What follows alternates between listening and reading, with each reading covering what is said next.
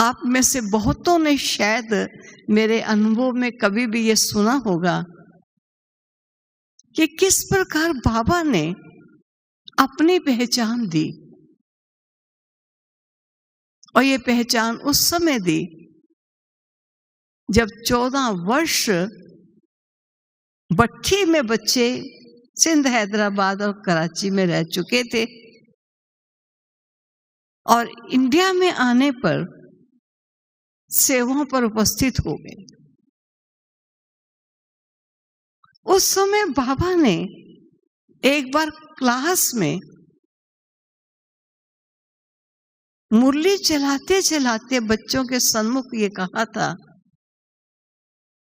कि बाबा अपने बच्चों को अपनी पहचान देगा। सभी बच्चे आश्चर्यवत बाबा की तरफ निहार रहे थे कि 14 वर्षों से तो तपस्या चल रही है, वर्तमान समय सेवाओं पर बाबा का परिचय दिया जा रहा है और बाबा कहते हैं कि मैं आपको अपनी पहचान दूंगा। क्या बाबा की पहचान कुछ अन्य है? और बाबा के महावाक्य आप समझते हैं, बाबा हमेशा कहता चला आ रहा है, पढ़ाई का प्रोसेस है, धीरे धीरे उस मंजिल पर ले जाना। उस समय बाबा ने यही कहा, मैं फिर से ये अनुभव सुना देती हूं। मुरली के मध्य मुरली रोक दी बाबा ने। रोक कर बाबा ने एक बच्ची, जो लच्छू बच्ची थी, जो बाबा को अटेंड करती थी, कहा, जाओ बच्ची, एक प्लेन पेपर बाबा के ऑफिस से लेकर आओ और एक नोकीली पेंसिल लेकर आओ। आज बाबा अपने बच्चों को अपनी पहचान देगा। बड़ी तेजी से गई और प्लेन पेपर और पेंसिल लेके आई। बाबा ने उस प्लेन पेपर को हाथ में पकड़ा और पेंसिल को ऐसे पकड़ा और धीरे धीरे धीरे धीरे करते हुए बाबा पेंसिल को उस पेपर के नजदीक ले जा रहे थे। ऐसे करके बाबा ने ऐसे कर लिया। कहा, बच्चे देखा मेरा स्वरूप क्या है? बच्चों ने तो सिर हिलाया, कुछ दिखाई नहीं दे रहा। तब बाबा ने कहा, मैं पुनः आपको बताता हूं। फिर बाबा ने वैसे ही किया और वैसे ही करके बाबा ने ऐसे कर लिया। तब बाबा ने कहा, बच्चे, बाप का स्वरूप दिव्य, सूक्ष्म, अति सूक्ष्म ज्योति बिंदु स्वरूप है। ना तो इन नैनों से दिखाई दे सकता है, ना इस दिव्य बुद्धि से जाना जा सकता है। दिव्य नेत्र से ही देखा जा सकता है और दिव्य बुद्धि से ही जाना जा सकता है। मैं बच्चों को दिव्य बुद्धि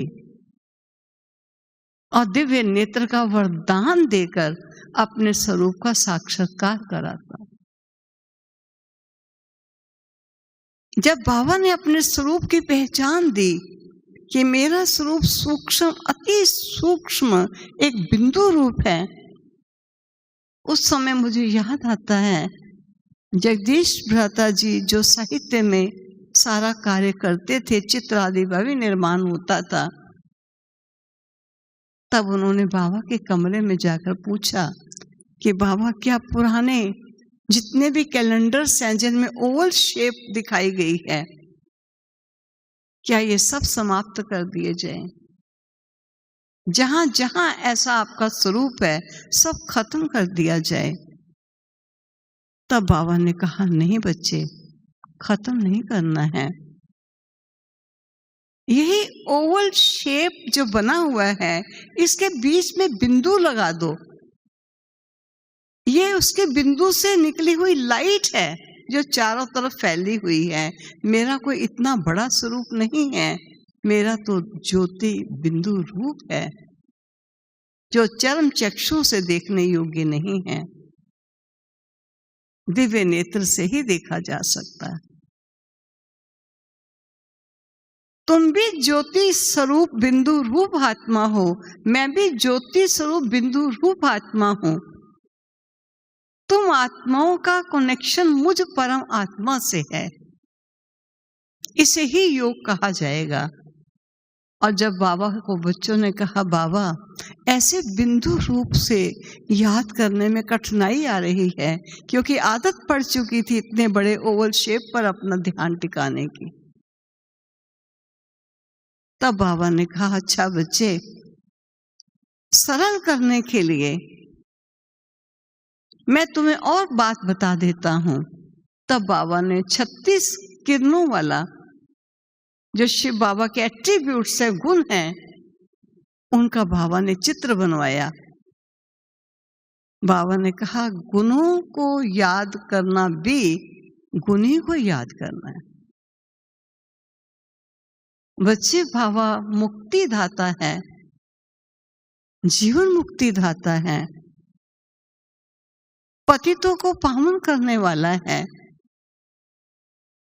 तीनों कालों को जानने वाला है, तीनों लोकों का ज्ञाता है।